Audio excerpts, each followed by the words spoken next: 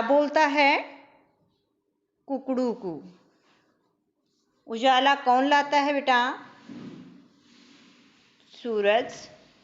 चिड़ियों के पंख कैसे होते हैं? रंगीन। मुर्गा सुबह क्या करता है? जगाता है। चिड़िया क्या सुनाती है? गीत। आज हम आगे अभ्यास कार्य दिया हुआ है, अनुस्वार व अनुनासिक लगाकर शब्द पूरे कीजिए। अनुस्वार अनुनासिक बेटा मैंने व्याकरण में आपको समझाया था।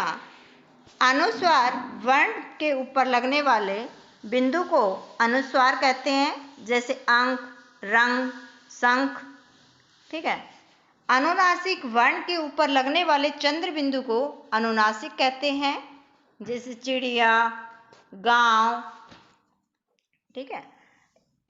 इसमें आप अभ्यास कार्य में भरेंगे। जैसे चिड़िया दिया हुआ है, चिड़िया में अनुनासिक क्या होगा बेटा? जैसे चिड़िया, चंद्र बिंदु आ गया, अनुनासिक आ गया।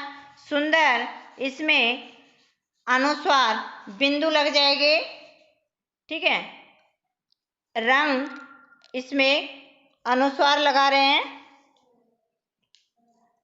कुकू, इसमें चंद्र बिंदु लगेगी, अनुनासिक, कुकू। नीचे लिखे शब्दों के दो दो समानार्थक शब्द लिखिए। समान अर्थ बताने वाले शब्दों को समानार्थी शब्द कहते हैं, जैसे सूर्य, सूरज, दिनकर। मैंने पिछली वीडियो में आपको बताया था जल, पानी, नीर, वारी। ठीक है। इसी प्रकार आगे देखेंगे रात, रात्रि, निशा, पुष्प, फूल, पुष्प, सुमन, अंधेरा, अंधकार, तम। उजाला का क्या हो जाएगा बेटा? प्रकाश, प्रकाश।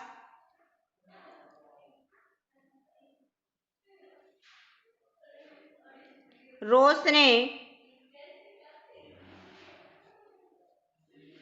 पशु पक्षियों के नामों को उनकी बोली से मिलाइए। जैसे कुत्ता, भौं भौं, बंदर, खो खो, कौवा, काव काव, बिल्ली, म्याऊं म्याऊं, गधा, ढेचू ढेचू। कला कौशल में ये छात्र स्वयं करे, ये करने के लिए आपसे दिया था बेटा। देखेंगे जैसे सोकर उठना, जिस बच्चे नहीं किया आप कर लेंगे। ब्रश करना, आप ब्रश करते हैं ना सुबह, दांतों को साफ करना, दांतों को साफ करते हैं ना, तो आप लिखेंगे खाली ब्रश करना।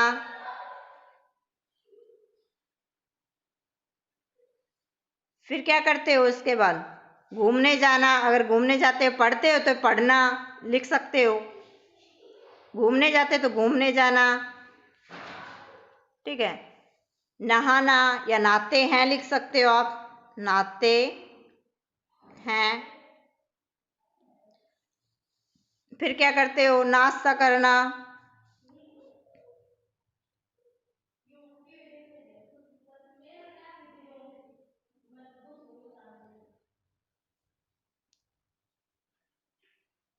नाश्ता करना।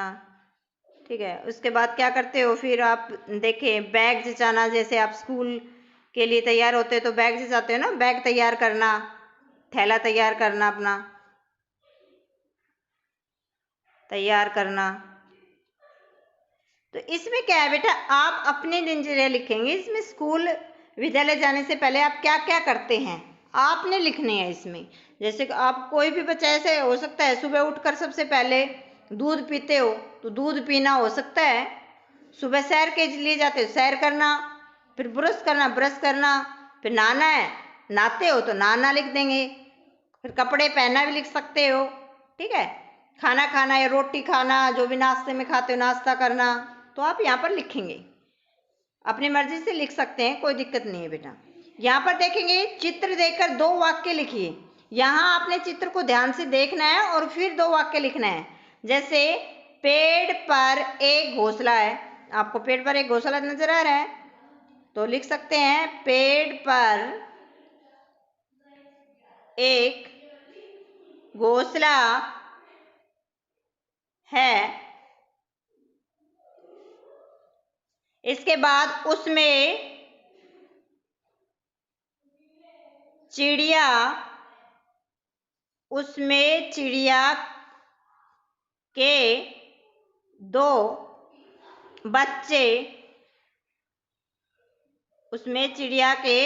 दो बच्चे हैं।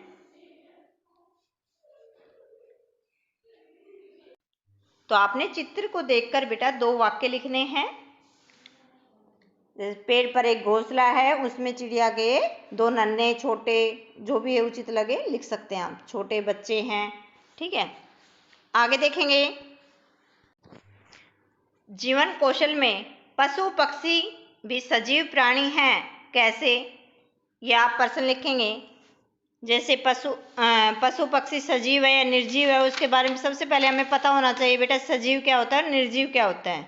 सजीव जो स्वयं क्रियाशील हो उसे सजीव कहते हैं, और निर्जीव जो स्थिर यानी दूसरे पर निर्भर हो उसे निर्जीव कहते हैं। ठीक है बेटा, हर एक इंसान सजीव है, कोई भी जीव सजीव होता है। जैसे ऐसा इसलिए है क्योंकि वह चल सकता है, बोल सकता है, सोच सकता है और कुछ भी कर सकता है, तो सब ये क्या है, सजीव होते हैं। आगे देखेंगे। मेरा प्यारा तोता मिट्ठू, इस वाक्य में तोते को प्यारा क्यों कहा गया है? तोते की विशेषता को अपने शब्दों में लिखिए। आपने अपने शब्दों में लिखना है, तोते को मिट्ठू क्यों कहा गया, इस वाक्य में तोते को मिट्ठू कहा गया है, तो ये सबको अच्छा लगता है तोता, तो क्यों, इसकी क्या विशेषता है? तो आप लिख सकते हैं, तोता एक रंग बिरंगे पंखों वाला एक आकर्षक पक्षी है। यह अपनी बुद्धिमत्ता के लिए भी जाना जाता है। इसमें सीखने की बहुत ही तीव्र क्षमता होती है। साथ साथ यह विभिन्न आवाज भी बोलता है या पैदा करता है। तोते की ये खास विशेषताएं लोगों को आकर्षित करने और उन्हें अपने पालतू पक्षी के रूप में रखने के लिए आकर्षित करता है। तो ये आप लिख सकते हैं अपने शब्दों में। बच्चों को सुबह जल्दी उठना चाहिए। आप सुबह जल्दी उठते हैं बेटा? आपको सुबह जल्दी उठना चाहिए, और मैंने पाठ में बताया था रात को जल्दी सो जाना चाहिए। 9 बजे आप सबको सो जाना चाहिए, छोटे बच्चे हो 9 बजे सो जाना चाहिए और सुबह जल्दी उठना चाहिए। क्या आप जल्दी उठते हैं? आप सब अपने आप को देखेंगे कि क्या आप जल्दी उठते हैं?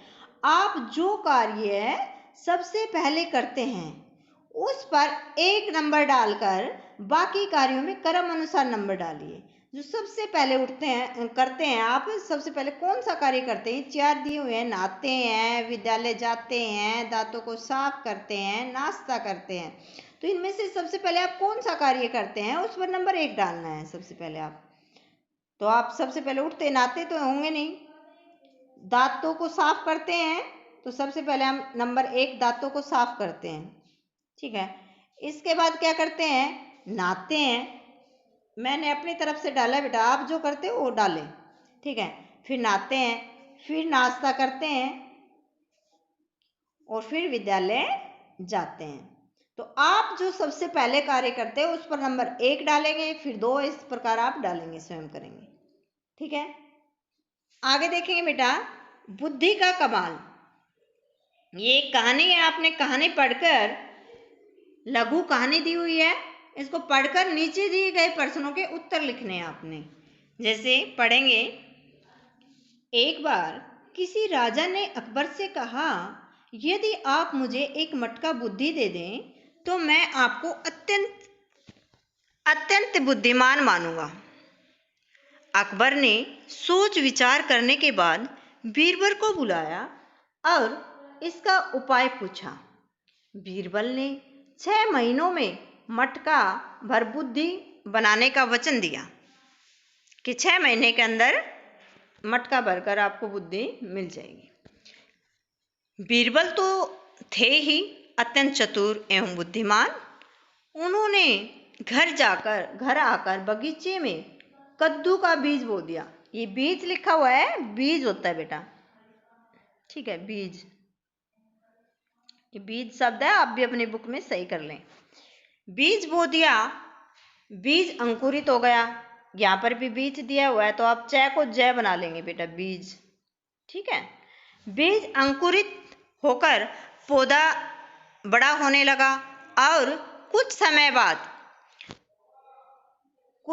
बाद उसमें छोटे छोटे फल दिखने लगे। बीरबल ने छोटे मुंह वाला एक मटका लेकर बेल के ऊपर टेढ़ा करके लगा दिया और बेल में लगे एक कद्दू को घड़े में डाल दिया। अब कुछ दिन बाद कद्दू बड़ा होते होते एक मटके के मुंह में फंस गया। बीरबल ने कद्दू को बेल से काटकर अलग किया और मटका लेकर अकबर के पास जाकर बोला, जहां पनाह, यह है मटका भरकर बुद्धि, यह मटका भरकर बुद्धि है, इसमें से बुद्धि को निकाल लीजिए। ये बुद्धि है, इसको मटके में से निकाल लीजिए, मगर इस बात का विशेष ध्यान रहे कि मटका टूटे नहीं, मटका टूटे नहीं। बुद्धि को निकालकर मेरा मटका मुझे वापस कर दीजिए। अब नीचे दिए गए प्रश्नों को देखो बेटा। आपने प्रश्न लगे कहानी को सुना और उसके आधार पर आपने प्रश्नों के उत्तर देने हैं। राजा ने अकबर से क्या मांगा था? राजा ने अकबर से एक मटका बुद्धि मांगी थी। क्या मांगा था? एक मटका बुद्धि मांगी थी। तो आप इसका उत्तर अपने नोटबुक में लिखते रहें या इसके सामने भी लिख सकते हैं कि एक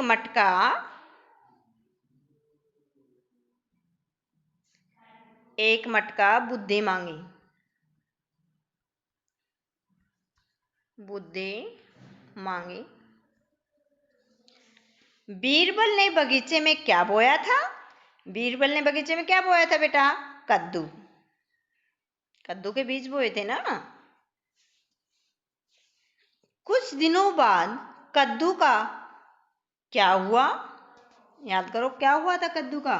कुछ दिनों के बाद कद्दू क्या हो गया बेटा? बड़ा हो गया और मटके में फंस गया।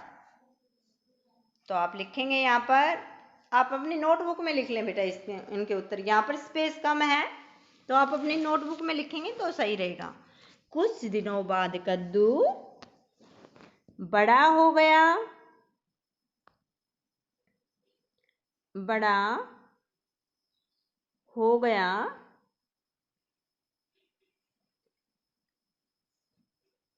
और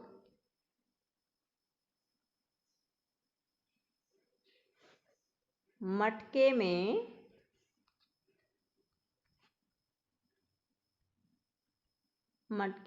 फंस गया।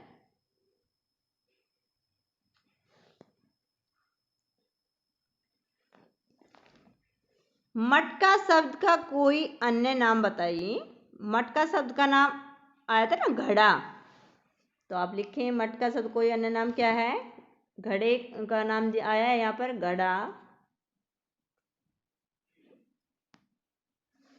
बुद्धि शब्द का विशेषण क्या होगा? बुद्धि का विशेषण क्या होता है बेटा? बौद्धिक, बौद्धिक।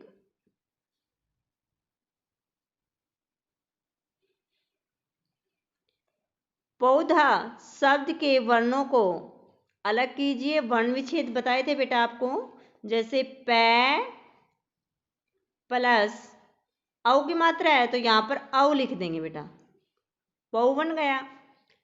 ध प्लस आ, पौधा। इसी प्रकार आगे देखेंगे, वर्ण भरकर शब्द पूरे कीजिए। यहां पर ए दिया, बर दिया हुआ तो आप लिखें अकबर। इसी पर कद्दू, दू लिख देंगे यहां पर। बीरबल, बैल लगाएंगे। बुद्धिमान शब्द का विलोम शब्द बताइए। तो बुद्धिमान का विलोम शब्द क्या है? उल्टे अर्थ बताने वाले शब्दों को विलोम शब्द कहते हैं, जैसे सुख, दुख, दिन, रात। तो इसी प्रकार करने बेटा, अपना, पराया। तो इसी प्रकार ये करना है। बुद्धिमान का क्या हो जाएगा? मूर्ख। मूर्ख या बुद्धिहीन भी कर सकते हैं आप। मूर्ख सही रहेगा आपके लिए। चतुर से भाववाचक संज्ञा शब्द बनाइए। चतुर की भाववाचक संज्ञा क्या होगा? चतुराई। चतुराई।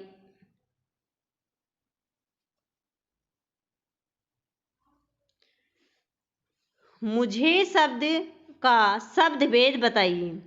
तो शब्द भेद क्या है बेटा? जैसे मुझे शब्द क्या है? ये स्वर्णाम है बेटा। मुझे, मुझको, मैं, ये सब क्या है? स्वर्णाम शब्द होते हैं और ये विकारी शब्द में आते हैं बेटा। ये संज्ञा, सर्वनाम, विशेषण, ये सब विकारी शब्द होते हैं, ठीक है। और इनके आप ये देखें, विकारी शब्द में आते हैं और ये सर्वनाम का ही एक भेद है। जैसे सर्वनाम के 6 भेद होते हैं बेटा, तो उसमें एक उत्तम पुरुषवाचक सर्वनाम है, पुरुषवाचक का ही है ये, उत्तम पुरुषवाचक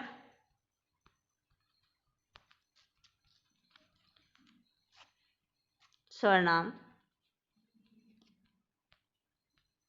तो पुरुषवाचक सर्वनाम में बेटा पुल्लिंग का प्रयोग किया जाता है, तो उसमें ये उत्तम पुरुष में जो आता है, ये मुझे का शब्द का प्रयोग हुआ है। तो आप इतना समझें कि मुझे शब्द क्या है बेटा? विकारी है, ठीक है। और विकारी शब्द,